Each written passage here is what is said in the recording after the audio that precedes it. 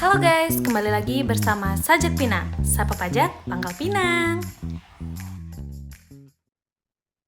Halo kawan pajak semua, dimanapun kawan pajak berada, semoga dalam keadaan sehat selalu dan baik-baik saja.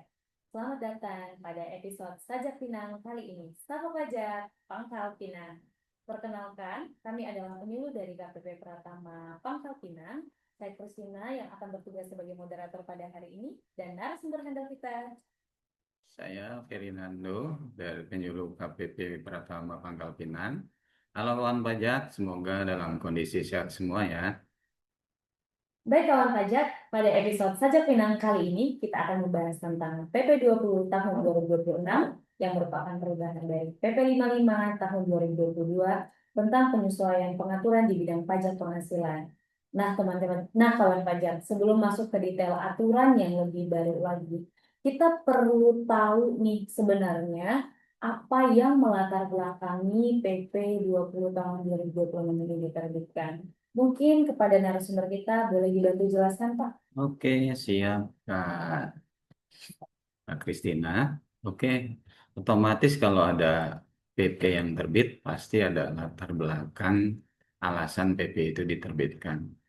Yang utama adalah latar belakang dikeluarkannya PP 20 tahun 2026 ini yang merupakan perubahan dari PP 55 tahun 2022 tentang penyesuaian pengaturan di bidang pajak penghasilan. Nah, kalau Bapak, Ibu, atau kawan pajak lihat di layar, nah ini ada beberapa latar belakang. Yang pertama adalah karena ini paket kebijakan ekonomi untuk kesejahteraan tahun 2025 insentif bagi dunia usaha, khususnya UMKM. Ini adalah perpanjangan waktu pemanfaatan dari PPh final 0,5% BPOP yang telah berakhir di tahun 2024. Nah, dengan PP 20 ini, pemerintah fokus ke pelaku usaha kecil yang menjadi sasaran kebijakan, yaitu orang pribadi, juga PT perseorangan, yaitu PTOP. Nah, ini dengan kena hanya dengan OP ataupun PTOP, itu yang hanya dapat menikmati fasilitas tarif 0,5%. Dan untuk nanti dijelaskan lebih detailnya, itu juga ada penghapusan batas waktunya, terutama jika memang omsetnya memenuhi syarat ya, kawan pajak tetap di bawah 4,8 miliar. Nah, diharapkan WP UMKM ke depannya tuh untuk dapat naik kelas. Seiring dengan kenaikan omset di atas 4,8 miliar, ini bisa diikuti dengan manajemen yang lebih baik, efisien, dan pembukuan yang lebih profesional. Yang akhirnya akan menghasilkan profit yang lebih besar, yang otomatis kontribusi pajaknya bagi negara juga akan naik juga. Yang kedua, itu latar belakangnya adalah kesempatan bagi wajib pajak orang pribadi yang memenuhi kriteria BPOP yang seharusnya masih berhak, namun tidak mendapatkan fasilitas PPh Vital 0,5% karena telah melewati jangka waktu tertentu, maka ia tetap dapat melanjutkan fasilitas yang ada tersebut. Nah, berdasarkan informasi dari kantor pusat, PP 20 ini sebenarnya awalnya direncanakan berlaku efektif per 1 Januari 2026.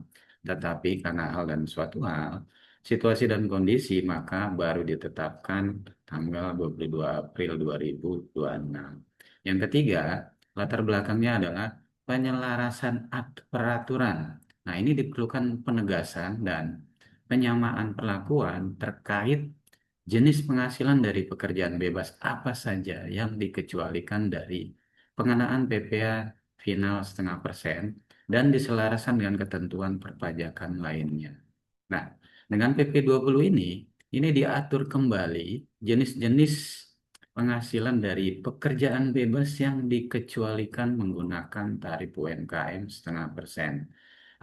Adanya penambahan pekerjaan bebas yang dimaksud ini adalah termasuk influencer, selebgram, blogger, vlogger, ataupun dan sejenisnya. Nah, yang keempat, latar belakangnya adalah tarif PPh final 0,5% ini menimbulkan strategi tax planning. Nah, ini kalau Bapak, Ibu, ataupun kawan pajak dengan PP 55 sebelumnya, ini masih banyak dimanfaatkan tarif 0,5% ini dengan strategi tax planning. Nah, dengan adanya praktek bunching, yaitu menahan omset, ataupun firm splitting, yaitu memecah usaha, ini banyak dilakukan dengan peraturan sebelumnya. Ini untuk menghindari tarif umum, yaitu tarif pasal 17.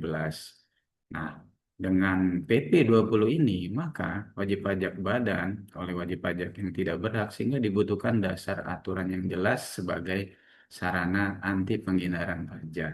Nah, tarif 0,5% ini sebenarnya pemerintah dengan PP 20 ini adalah fokus murni ke UMKM yang berhak. Nah, kalau bicara bicara tentang tax planning ini sendiri adalah salah satu strategi atau teknik untuk meminimalkan PPh terutang melalui skema yang memang telah jelas diatur dalam ketentuan yang ada. Sifatnya tidak menimbulkan sengketa antara subjek pajak dengan otorisasi pajak, yaitu DJP. Nah, bicara dengan tax planning ada juga istilah tax avoidance dan tax evasion. Tax avoidance itu sendiri adalah skema atau strategi untuk meminimalkan beban pajak dengan memanfaatkan celah, loophole, atau kelemahan dari suatu ketentuan perpajakan. Hal ini jelas bertentangan dengan maksud dan tujuan ketentuan perpajakan tersebut dibuat. Nah, untuk tax evasion itu adalah strategi atau skema yang memperkecil pajak yang terutang dengan cara melanggar ketentuan perpajakan, yaitu secara ilegal tentunya. Tax evasion ini biasanya dilakukan adalah, nah, ini tidak melaporkan penjualan secara utuh atau keseluruhan. Nah, saat implementasi Kortek, khususnya pelaporan SPT tahunan, bisa saja wajib pajak hanya melaporkan omset atau penjualan yang hanya terdapat bukti potong saja. Nah, kebetulan di Kortek, bukti potong yang dibuat lawan transaksi itu langsung terperpetulet di Korteknya penjual. Nah, yang kedua, kemungkinan contoh dari tax evasion adalah memperbesar biaya yang dapat dibebankan secara fiktif atau melalui transaksi fiktif. Jelas ini otomatis mengurangi laba bersih, otomatis mengurangi dari pajak itu sendiri. Nah, yang kelima adalah latar belakangnya adalah kebijakan yang lebih tepat sasaran. Nah, banyak wajib pajak yang masih bisa memanfaatkan tarif PPh final 0,5%, padahal secara ekonomi memiliki agregasi peredaran bruto yang telah melewati batasan, yaitu thresholdnya yang telah ditetapkan, yaitu 4,8 miliar. Nah, dalam PP 20 ini diatur kembali batasan agregasi peredaran bruto. Nah, kalau yang sebelumnya di PP 55 ataupun sebelumnya itu hanya diatur 4,8 miliar itu agregasinya khusus untuk penghasilan dari PPh final saja. Nah, sekarang itu diatur kembali dengan PP 20. Nah, untuk WPOP seluruh peredaran bruto dari usaha dan pekerjaan bebas, baik dari PPh final ataupun non-final, tidak final, yang diterima baik oleh suami, istri, walau statusnya pisah harta ataupun memilih terpisah, dan anak, termasuk penghasilan bruto dari luar negeri, itu ditotalkan. Nah, jika melewati dari batasan 4,8 miliar, berarti dia sudah tidak berhak lagi menggunakan tarif 0,5%. Begitu juga untuk WP orang pribadi dan yang mempunyai PT perorangan. Nah, itu juga ditotalkan keseluruhan peredaran brutonya. Kemudian dibandingkan dengan peredaran bruto dari sisi PT-nya, apakah melebihi dari 4,8 miliar. Nah, yang keenam, yang terakhir adalah latar belakangnya adalah aksesi Indonesia untuk menjadi anggota OECD. Ini merekomendasikan pengaturan secara eksplisit, yaitu bukan implisit mengenai biaya suap. Nah, kalau kita lihat di sini OECD sendiri yaitu suatu organisasi kerjasama dan pembangunan ekonomi saat ini beranggota 38 negara yang sebagian besar merupakan negara maju dengan ekonomi berpenghasilan tinggi. Negara-negara ini tersebar di kawasan Amerika Eropa dan Asia Pasifik. Nah, jika kita lihat dari PP 20 ini, sebenarnya kalau Bapak Ibu ataupun kawan pajak lihat di layar, ini struktur dari PP 20 tahun 2026 yang mengalami perubahan. Ini ada di bab 4 dan di bab 10. Nah, bab 4 ini yaitu yang dirubah adalah tentang pengeluaran yang bukan merupakan biaya untuk mendapat, menagih, dan memelihara penghasilan. Nah, ini tercermin di pasal 20, yaitu pengaturan terkait suap terkait aksesi Indonesia untuk masuk sebagai anggota OECD.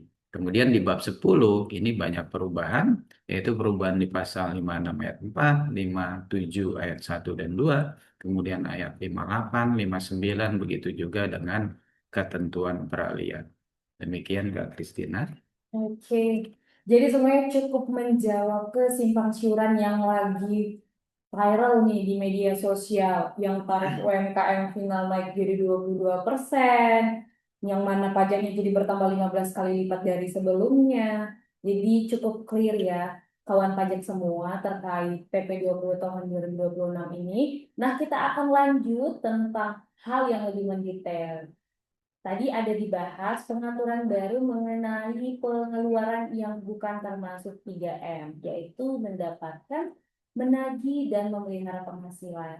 Nah, Bapak mungkin bisa dibantu nih penjelasan lebih rincinya seperti apa? Oke, oke. Kalau sekarang kawan pajak bisa lihat slide yang ada di depan. Nah, ini adalah pengaturan terutama yang pertama ya, perubahannya di bab 4, terutama tentang 3M, biaya yang dapat dibebankan tuh untuk mendapat, menagih, dan memelihara penghasilan itu apa saja. Nah, karena aksesi Indonesia untuk masuk ke OECD, nah itulah diatur tentang terutama non deductible expense. Itu sehubungan dengan suap ya, kawan pajak. Nah, di layar pajak Bapak Ibu, kawan pajak bisa lihat di sini latar belakang non deductibility terkait pemberian suap, gratifikasi, dan pemberian lain.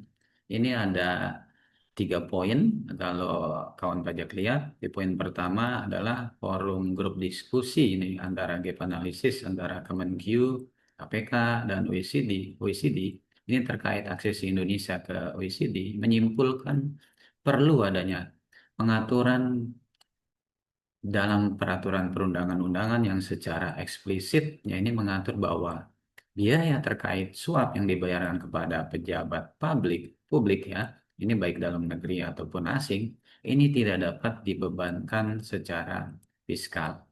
Yang kedua, kondisi saat ini adalah pengaturan non-deductibility atas poin angka 1 ini belum secara eksplisit tertuang dalam peraturan perundang-undangan perpajakan yang ada di Indonesia. Ketiga, ini dalam rangka memenuhi gap analisis dalam angka 1 dan mewujudkan fungsi reguleran perpajakan yang memberikan sinyal ketidakberpihakan terhadap perbuatan melawan hukum dan ketidakpatuhan terhadap peraturan perundang-undangan berupa praktik KKN.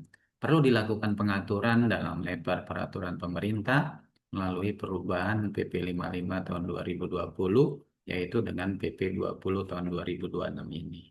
Nah, seperti yang dijelaskan sebelumnya, khususnya salah satu latar belakang ini adalah pengaturan secara eksplisit. Nah, dengan pasal 20 ini, maka diaturlah untuk terkait dengan suap yang merupakan non-deductible expense, yaitu posisinya yang tidak dapat dikategorikan sebagai 3M, biaya untuk mendapat, memelihara, atau memelihara penghasilan. Nah, inilah akhirnya dikeluarkanlah pasal 20A ini. Demikian, Kak Tina. Oke, kalau dilihat dari struktur PP 20 tahun 2026 ini, khususnya pada bab 10, yaitu tentang PPh atas penghasilan dari usaha yang diterima atau diperoleh dari wajib pajak peredaran bruto tertentu, Pak, kira-kira nih pokok-pokok perubahan apa saja yang terjadi jika dibandingkan dengan ketentuan yang sebelumnya yaitu PP 55 tahun 2022? Mungkin mohon penjelasan yang lebih detail ya Pak ya. Siap, Kak Tina. Nah, kawan banyak dapat lihat di slide. Nah, ini adalah pokok-pokok perubahan yang sebelumnya yaitu dari PP 55 tahun 2022, kemudian kita bandingkan dengan pengaturan yang ada di PP 20 tahun 2026. Nah, kalau Bapak Ibu lihat di sini untuk perubahannya ada di pasal 56 ayat 4, yaitu adanya penyesuaian dan penegasan jenis penghasilan jasa dengan pekerjaan bebas yang dikecualikan. Nah, ini adalah penambahan-penambahan yang sebelumnya sempat saya jelaskan. Oke, nanti kita bahas secara detail. Dan kemudian ada perubahan juga untuk pasal 57 ayat 1 dan ayat 2. Ini pengaturan ulang subjek pajak PPh final 0,5% wajib pajak yang memiliki peredaran bruto tertentu dengan mengecualikan wajib pajak yang berpotensi digunakan sebagai sarana untuk melakukan penghindaran pajak, yaitu dengan tujuan utama untuk memanfaatkan tarif PPh final 0,5% tersebut. Yang kemudian ada perubahan dari pasal 58. Di sini ada penyesuaian penghitungan peredaran bruto sebagai kriteria wajib pajak yang memiliki peredaran usaha tertentu, yaitu yang seperti saya jelaskan sebelumnya adalah seluruh peredaran bruto dari usaha. Ya, ini agregasi peredaran bruto ya dari usaha dan juga pekerjaan bebas, baik itu yang dikenakan PPh final maupun yang tidak final, yaitu non final, termasuk peredaran bruto dari penghasilan dari luar negeri. Nah, kemudian yang terakhir adalah perubahan dari di pasal 59, yaitu penghapusan jangka panjang tertentu, khususnya adalah bagi wajib pajak orang pribadi dan PT perseorangan yang didirikan oleh satu orang, yaitu PTOP yang kita kenal. Oke. Terus perubahan di pasal 55 ini dan juga 55 khususnya di PP 55 2022 khususnya pasal 56 ayat 4 kalau dibandingkan dengan PP 20, Bapak Ibu atau kawan pajak bisa lihat untuk tulisan yang diwarnai hijau. Ini adalah perubahan terutama penyesuaian jenis jasa sehubungan dengan pekerjaan bebas. Nah, di sini dengan penyesuaian ini dikarenakan adalah untuk sinkronisasi dengan PMK 168, terutama dengan pengaturan PP yang pasal 21, TER ya, tarif efektif rata-rata. Nah, untuk detailnya, kawan pajak bisa lihat nah, di layar, ini adalah perubahan jenis-jenis pekerjaan bebas yang dikecualikan di PP 55, yang aturan sebelumnya. Ini bisa dilihat bahwa jasa yang dikecualikan itu meliputi yang pertama adalah tenaga ahli, ini bisa ada pengacara, akuntan, arsitek, dokter, dan seterusnya. Kemudian di poin B dan seterusnya ada pemain musik, ada olahragawan, ada penasihat, pengajar, ada pengarang, peneliti, agen iklan, ada perantara, petugas penjajah barang, ada agen asuransi, ada distributor perusahaan pemasaran. Nah, untuk perubahannya di PP 20, kawan pajak bisa lihat itu ada penambahan-penambahan, itu terutama yang di bold merah ya. Nah, untuk tenaga ahli sendiri ini ditambahkan dan tenaga ahli sejenis lainnya. Nah, kemudian untuk pemain musik, pembawa acara ini juga ada penambahan-penambahan jenisnya. Ya, ini ada ditambahkan ada pemahat, pelukis, pembuat, pencipta konten pada media yang dibagikan secara daring, yaitu terutama adalah influencer, terus selebgram, blogger, vlogger, dan sejenis lainnya dan seniman lainnya. Kemudian juga ada penambahan khusus penasihat, pengajar, pelatih. Ini ada penambahan dan profesi sejenis lainnya. Kemudian ada penambahan juga untuk perantara, jasa perantara, atau orang yang menemukan pelanggan. Nah, perubahan ini adalah semata-mata dengan pekerjaan bebas yang diasumsikan tidak yang dikecualikan untuk mendapat fasilitas 0,5% adalah orang-orang yang umumnya adalah profesional, yang bergerak di bidang profesional, ada pengakuan baik itu secara sertifikasi ataupun secara komunitas. Nah, kalau dari kemudian ada perubahan di pasal 57 ayat 1, ini diatur terutama adalah perubahan subjek dari PPh final 0,5%. Nah, kalau sebelumnya di PP 55 tahun 2022 ini diatur bahwa yang bisa yang bisa menikmati fasilitas 0,5% UMKM ini selain orang pribadi yang kemudian dulu diatur jangka waktunya 7 tahun, kemudian yang bisa menikmati selain orang pribadi ada koperasi, ada CV, kemudian ada PT, ada BUMDes, BUMDes, BUMD. Nah, ini sekarang dengan PP 20 tahun 2026 ini, maka sekarang yang hanya dapat menikmati tarif 0,5% itu hanya wajib pajak yang berbentuk itu hanya pertama adalah wajib pajak orang pribadi tentunya, yang kedua adalah wajib pajak badan yang berbentuk perseroan perorangan yaitu PT orang pribadi yang didirikan satu orang. Ini antara WP orang pribadi dan PTOP ini batas waktunya telah dihapus, bisa selama-lamanya selama memenuhi syarat yaitu omsetnya di bawah 4,8. Yang ketiga yang bisa menikmati adalah koperasi. Ini jangka waktunya yang kita akan bahas secara detail ini adalah 4 tahun. Ini tidak ada perubahan dari PP 55 sebelumnya. Nah, kemudian perubahan pengecualian subjek pajak ini semata-mata adalah sebagai sarana anti penghindaran pajak. Nah, di pasal 28 ini Undang-Undang KUP ini mewajibkan PPh Badan untuk menyelenggarakan pembukuan, yaitu penghasilan itu sudah dapat dihitung berdasarkan pembukuan. Oke, pembukuan pajak. Nah,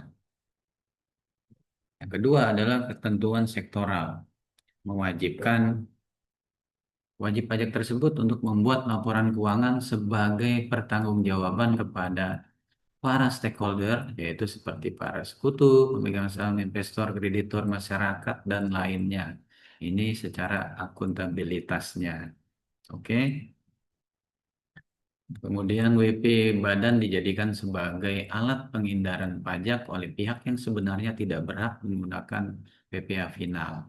0,5% khususnya WP peredaran bruto tertentu. Nah, ini kebanyakan seperti yang dijelaskan saya sebelumnya adalah teknik atau strategi bunching, yaitu menahan omset kalau bisa tidak melebihi dari 4,8 ataupun term splitting, yaitu mensplit atau membuat PT-PT yang lebih dari satu untuk semata-mata untuk menghindari omset di atas 4,8 dan juga otomatis untuk menghindari tarif dikenakannya tarif umum pasal 17 ataupun untuk menghindari untuk dikenakan pajak dengan layer yang tertinggi. Itu kalau termasuk. Yang kemudian adalah PT perseorangan yaitu PTOP tetap menjadi subjek PPh final karena secara substansi itu masih satu kesatuan dengan WP orang pribadi dan hanya dapat didirikan oleh satu wajib pajak orang pribadi. Oke. Nah, kalau dari PT orang pribadi itu, kalau kita lihat kita searching secara Google itu sebenarnya pendiriannya sih gampang sekali ya, Bapak Ibu sekalian. Itu tinggal bisa dilakukan pendaftarannya secara online melalui portal resmi AHO online. Ini tanpa perlu menggunakan jasa notaris, Bapak Ibu sekalian. Biaya pendaftarannya sendiri itu hanya membayar 50.000. Ini biaya pendaftarannya masuk ke penerimaan pajak bukan pajak. Syarat utama adalah sebelum mendaftar yang jelas adalah WNI, warga negara Indonesia, minimal berusia 17 tahun, dan merupakan pelaku usaha mikro dan kecil, yaitu UMK, dengan modal maksimal 5 miliar, ini tidak termasuk tanah dan bangunan.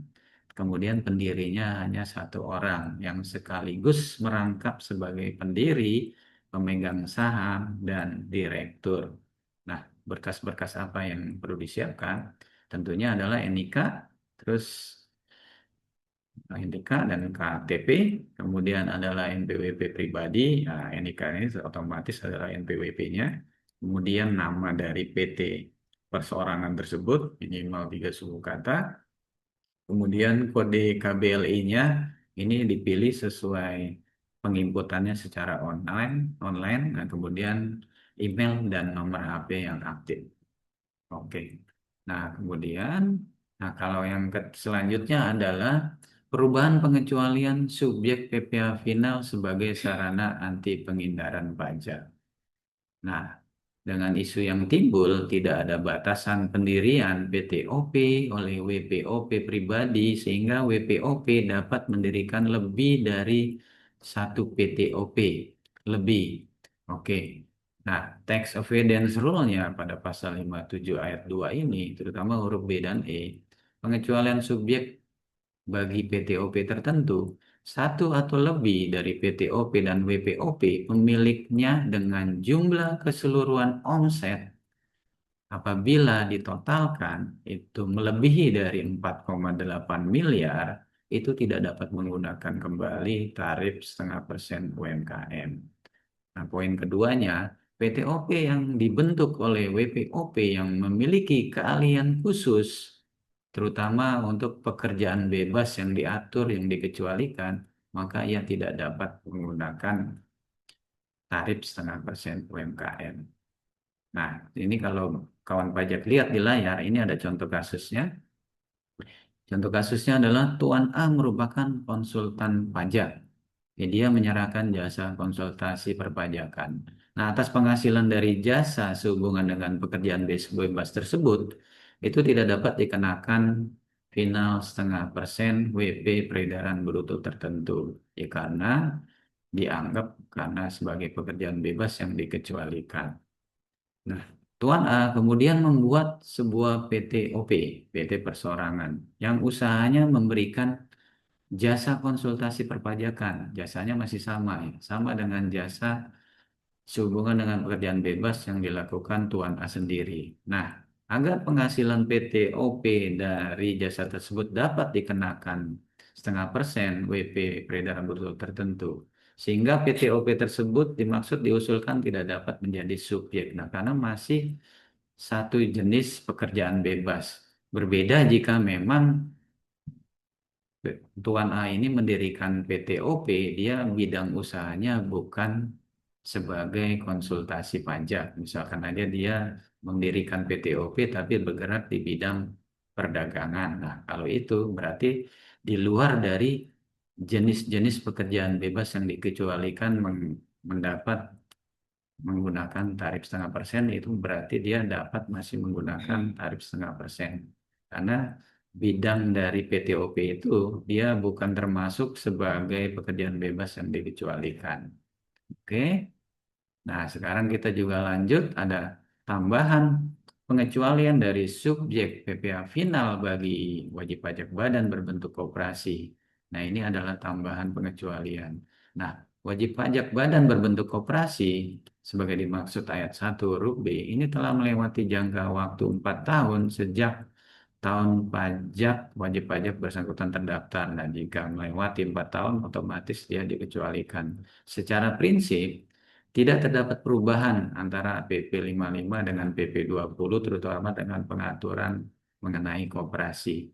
Nah, yang jelas, koperasi diberikan masa manfaat selama memenuhi syarat, yaitu omsetnya masih di bawah 4,8, dia masih diberikan waktu 4 tahun sejak tahun wajib pajak bersangkutan terdaftar. Oke.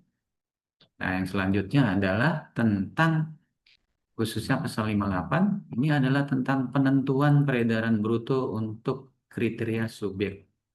Nah, ini adalah masalah agregasi peredaran bruto.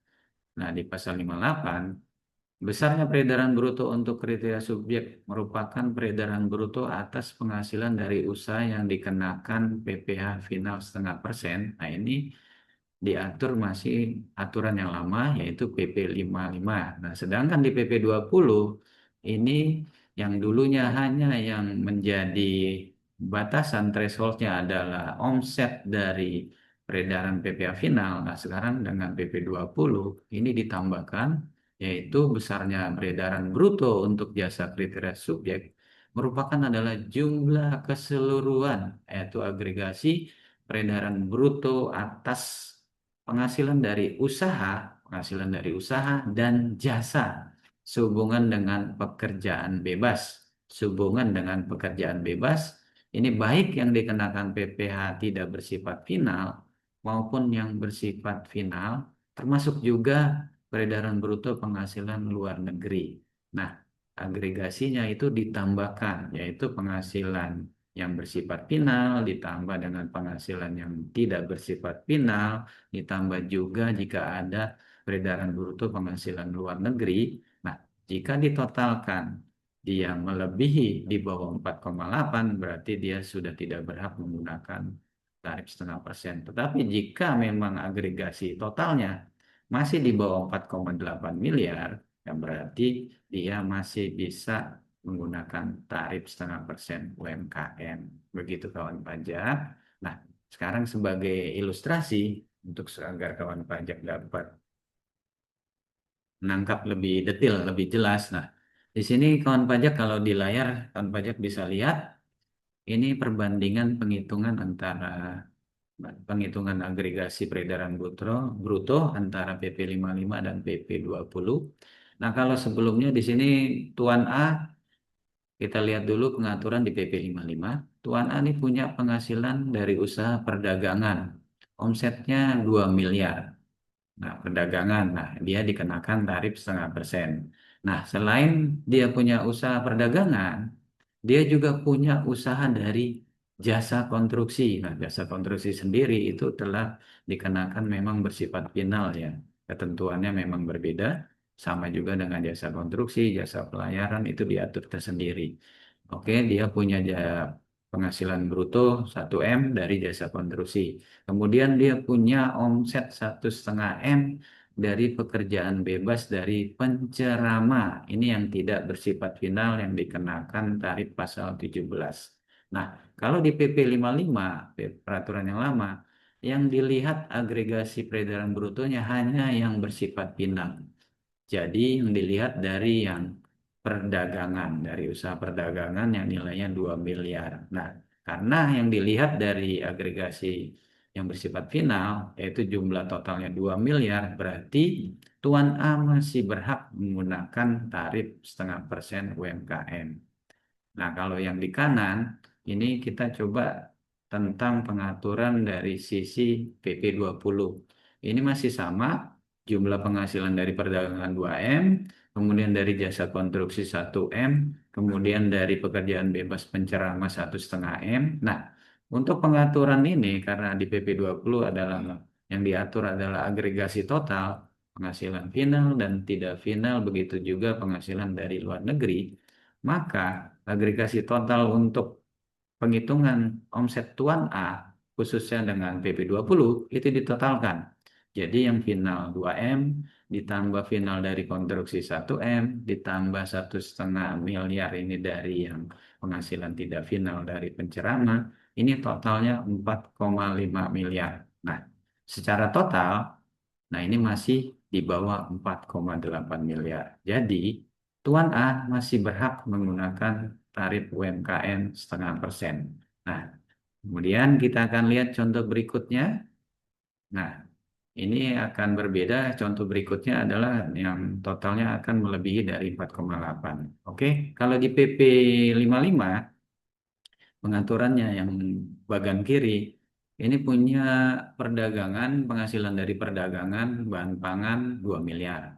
Kemudian dia punya penghasilan dari jasa konstruksi 2,5 miliar. Kemudian dari pekerjaan bebas penceramah itu 1,5 miliar. Jadi total yang secara ketentuan PP 55 yang dihitung adalah agregasi penghasilan yang bersifat final saja, yaitu 2 miliar. Jadi di PP 55 ini, B, ini Tuan B, dia masih bisa menggunakan tarif 0,5%. Nah, untuk yang di bagian kanan dengan pengaturan PP 20, nah, Tuan B, dia punya omset perdagangan bahan pangan yaitu 2 miliar. Kemudian dia punya omset dari jasa konstruksi yang bersifat final itu 2,5 miliar. Kemudian dia mempunyai omset peredaran bruto 1,5 miliar dari pencerama. Nah, Kalau secara ketentuan PP 20 yang dilihat adalah agregasinya, yaitu di total secara keseluruhan baik dari omset dari perdagangan bahan pangan yang bersifat final yaitu 2 miliar, kemudian dari yang jasa konstruksi 2,5, kemudian dari pekerjaan bebas dari pencerama yang 1,5 miliar. Ini kalau ditotalkan secara keseluruhan ini nilainya jumlahnya adalah 6 miliar.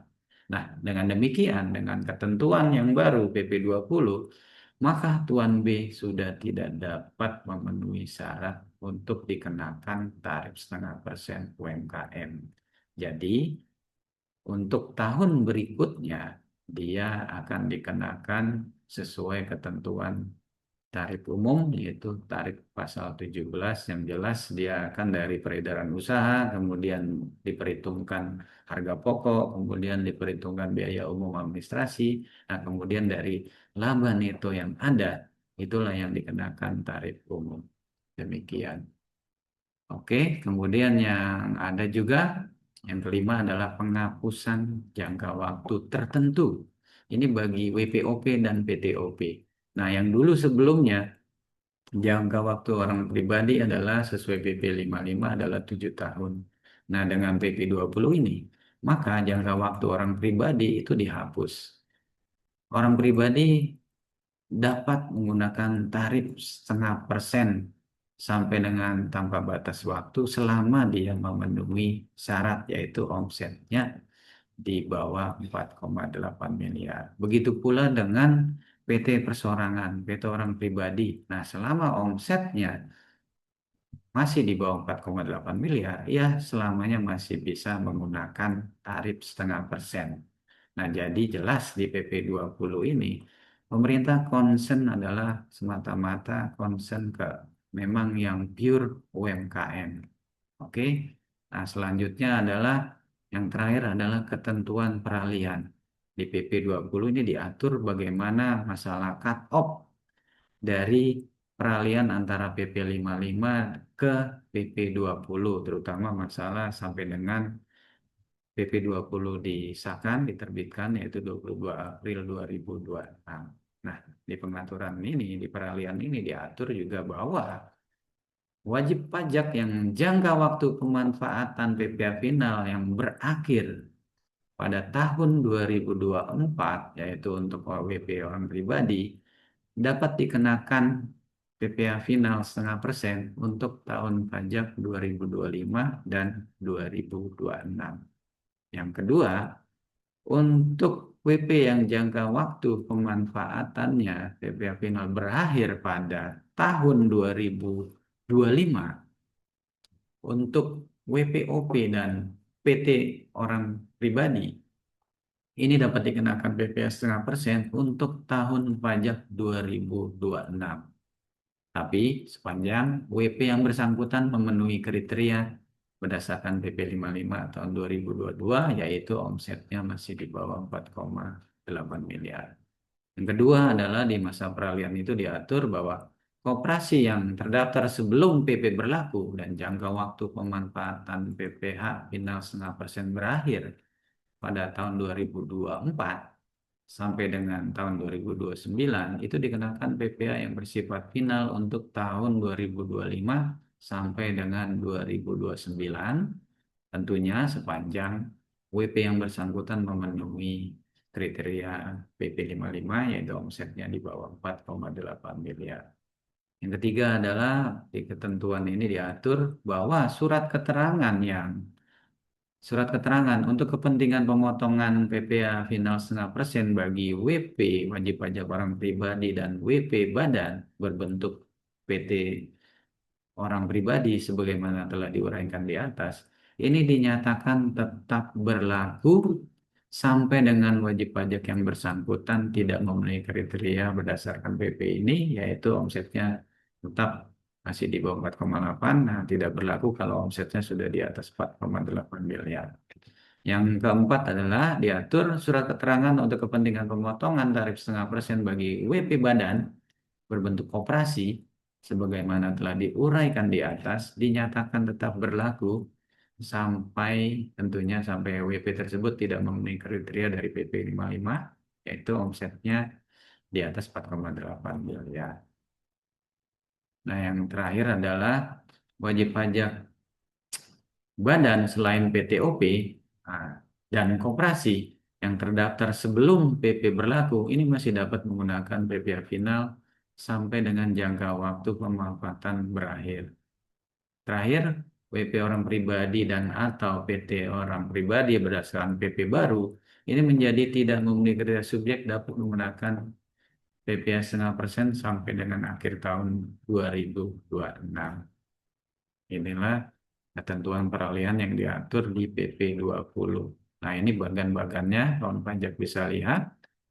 Oke, demikian Kak Tina, penjelasan dari saya.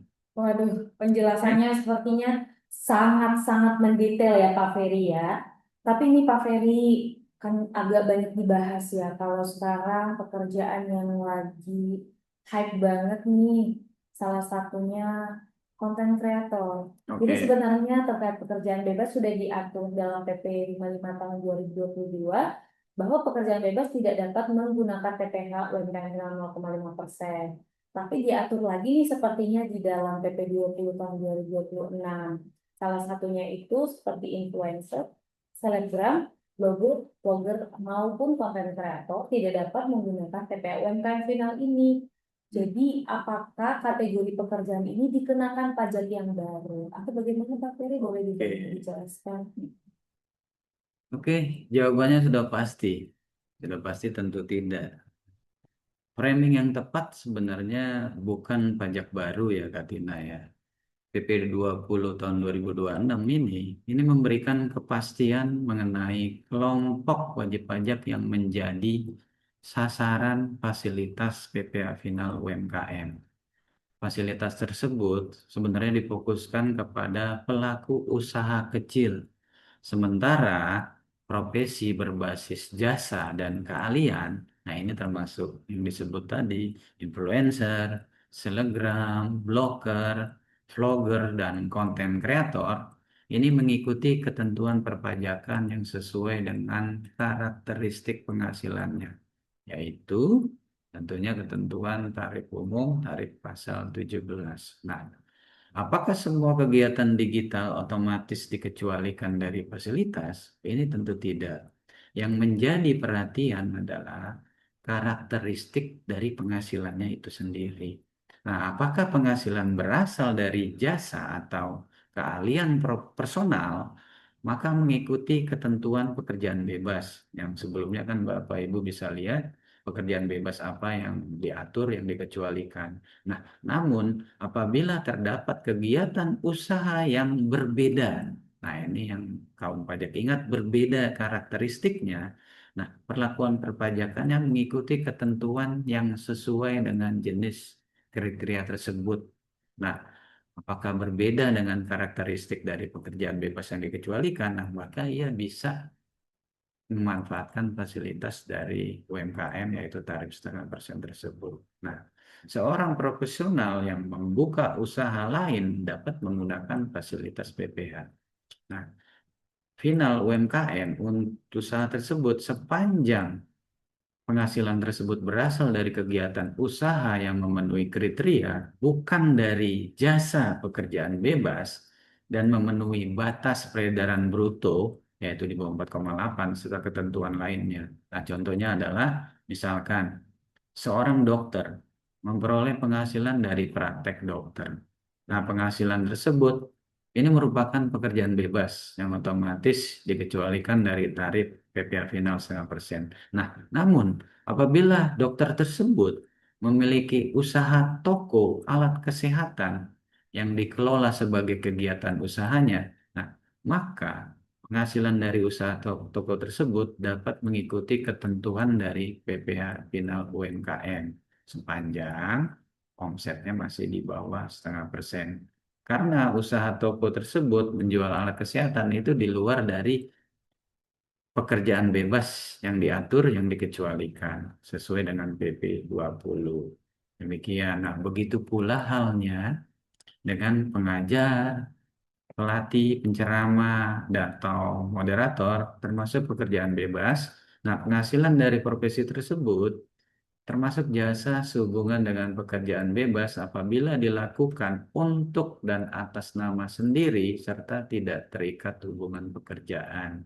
Nah, untuk seniman dan pekerjaan kreatif, termasuk pekerjaan bebas, itu sepanjang penghasilannya diperoleh dari jasa atau kapasitas personal sebagai seniman atau pekerja kreatif sebagai yang diatur dalam PP 20 ini.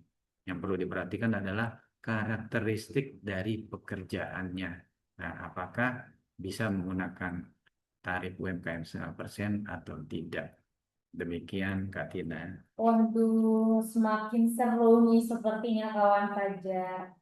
Oke, sekaligus mengingat kembali apa yang sudah dijelaskan sebelumnya. Kita akan bahas mengapa perseroan perorangan milik profesional yang memberikan jasa sejenis pekerjaan bebas tidak dapat menggunakan fasilitas UMKM 0,5% dan sekaligus juga mengenai offset dan perhitungan peredaran bruto untuk PT OP dan OP yang perubahannya menyatakan bahwa peredaran bruto tidak hanya menghitung penghasilan yang dikenai PP UMKM final saja. Mungkin boleh dibantu jelaskan, Oke, Oke. Kak Tina. Untuk jawaban pertanyaan pertama sudah jelas. Mengapa perseroan PTOP atau perseroan perorangan milik profesional yang memberikan jasa sejenis pekerjaan bebas ini tidak dapat menggunakan fasilitas? Ya karena fasilitas PPA final UMKM ini semata-mata ditujukan untuk kegiatan usaha kecil, terutama yang membutuhkan penyederhanaan administrasi, bukan untuk mengubah karakter penghasilan pekerjaan bebas menjadi penghasilan usaha melalui bentuk badan, ya bentuk transformasi. Itu tujuannya. Nah, kalau kawan pajak lihat di slide itu juga udah dijelaskan saya sebelumnya. Nah, untuk masalah omset dan penghitungan peredaran bruto, yaitu agregasi peredaran bruto. Nah, omset dari perseroan perorangan itu digabung dengan omset pemiliknya, yaitu omset dari orang pribadinya. Hal ini dilakukan untuk memastikan batas dari 4,8 miliar. Ini mencerminkan kapasitas ekonomi yang sebenarnya. Kalau sebelumnya yang di PP 55 hanya sebatas agregasi peredaran bruto dari penghasilan yang bersifat final saja. Nah, sekarang ini total antara penggabungan dari penghasilan yang bersifat final dan tidak final dan juga dari luar negeri, berikut juga dibandingkan dari yang diterima orang pribadi maupun dari PT OP tersebut itu di total. Ini semata-mata untuk mencerminkan pencegahan juga fasilitasnya, memastikan bahwa emang mencerminkan kapasitas dari ekonomi yang sebenarnya dan juga untuk salah satunya adalah untuk mencegah usaha hanya tetap berada di batas omset yang tidak melebihi. Nah, inilah yang tadi sebelumnya saya jelaskan adalah teknik bunching, yaitu menahan omset. Ada juga nanti yang kedua adalah peredaran bruto, itu dihitung secara komprehensif, termasuk penghasilan dari usaha, pekerjaan bebas, baik final maupun tidak final. Nah, ini supaya mencegah teknik strategi yang kedua yaitu firm splitting. Nah, di sini dengan PP 20 ini otomatis strategi yang digunakan di PP sebelumnya PP 55 baik bunching, menahan omset ataupun firm splitting yaitu memisah-misah memperbanyak jenis usaha, otomatis teknik ini sudah tidak dapat digunakan lagi dengan berlakunya PP 20 ini. Yang ketiga, dalam hal suami istri memiliki perjanjian pemisahan harta dan penghasilan secara tertulis, peredaran bruto ditentukan berdasarkan penggabungan peredaran bruto suami dan istri. Begitu pula untuk istri yang memilih menjalankan hak dan kewajibannya sendiri. Oke, ini begitu juga dengan penghasilan anak yang belum dewasa, termasuk penghasilan luar negeri. Jadi digabungkan antara penghasilan dari sisi suami dan istri, baik itu yang pisah harta ataupun memilih terpisah, itu agregasinya ditotalkan apakah telah melebihi dari 4,8 miliar atau tidak. Nah, selama memenuhi syarat dari PP20, ia masih tetap menggunakan, masih bisa tetap menggunakan tarif 0,5%. Jika memang sudah melewati batas ketentuan, yaitu di atas 4,8 miliar, berarti sudah tidak dapat menggunakan tarif 0,5% UMKM. Demikian, Kak Tina. Oke nih, ini sudah mau menuju sesi akhir sajak final kita episode kali ini. Nah, kita akan merangkum beberapa pertanyaan kawan pajak yang sering ditanyakan nih, baik dari kawan pajak yang datang ke kantor, ataupun juga pertanyaan kawan pajak yang diajukan lewat media sosial. Yang pertama, apakah fasilitas PPh final UMKM dihapus? Pertanyaan yang kedua, apakah tarif PPh final UMKM berubah? Yang ketiga, apakah batas omset 4,8 miliar berubah? Dan yang terakhir, apakah PP 20 tahun 2026 menambah beban pajak UMKM? Oke, pertanyaan yang bagus sekali, Kak Tina. Ada beberapa hal yang perlu kawan pajak ketahui sehubungan dengan banyaknya opini yang beredar di media massa, terutama perihal kenaikan tarif UMKM menjadi 20%, 22%, atau naik 15 kali lipat, ataupun opini lainnya. Nah, perlu kami tekankan bahwa PP20 tahun 2026 ini bahwa tidak terdapat kenaikan pajak. Nah, itulah yang perlu kita tekankan bahwa PP20 ini bahwa tidak terdapat kenaikan pajak. Nah, poin-poin yang paling utama adalah yang perlu kita tekankan. Pertama adalah bahwa tarif PPh final itu tetap 0,5%. Oke, kawan pajak. Yang kedua adalah batas omset tetap 4,8 miliar per tahun. Oke. Kemudian UMKM tetap menjadi prioritas. UMKM tetap menjadi prioritas dalam kebijakan perpajakan pemerintah. Kemudian tidak ada perubahan terhadap komitmen pemerintah dalam mendukung UMKM. Oke. Kemudian perubahan dilakukan untuk menjaga keadilan, ketepatan sasaran terutama ya, dan juga keberlanjutan fasilitas, yaitu ada OP, ada PTOP, ini tidak ada batas waktunya, dan juga koperasi 4 tahun. Nah, selama dia memenuhi syarat, yaitu batasannya omsetnya masih di bawah 4,8 miliar. Kemudian, pemerintah tetap memberikan masa transisi untuk menjaga kepastian hukum bagi wajib pajak, terutama peralihan dari PP 55 tahun 2022, kemudian masa peralihan, masa cut-off sebelum sampai dengan 22 April 2026, yaitu berlakunya PP 20. Yang kemudian juga fasilitas PPh final UMKM itu difokuskan kepada pelaku usaha kecil yang menjadi sasaran kebijakan. Sementara kelompok wajib pajak lainnya yaitu CV, firma, PT, BUMDes, BUMDesma itu mengikuti ketentuan perpajakan sesuai dengan karakteristik kegiatan usaha, profesi, dan kapasitas administrasinya. Nah, terutama ini pasal 28 tentang pembukuan. Nah, yang perlu dipahami oleh kelompok wajib pajak lainnya, kebijakan ini bukan dimaksudkan untuk menghukum atau menghambat CP dan BT. Nah, pemerintah ini menyesuaikan sasaran fasilitas agar sesuai dengan tujuan awal pemberian kemudahan administrasi. Nah, bagi yang telah menggunakan fasilitas sebelumnya, ini tetap diberikan masa transisi untuk menjaga kepastian hukum. Nah, terakhir, mungkin nih, sistem perpajakan ini tidak memberikan pengakuan fiskal terhadap biaya yang berkaitan dengan praktek korupsi dan suap. Ini terutama aksesi Indonesia untuk masuk sebagai anggota OECD. Nah, semoga dengan penjelasan ini, kawan pajak bisa lebih bijak dalam merespon hal-hal yang beredar pada media sosial Nah, salam sehat untuk kita semua.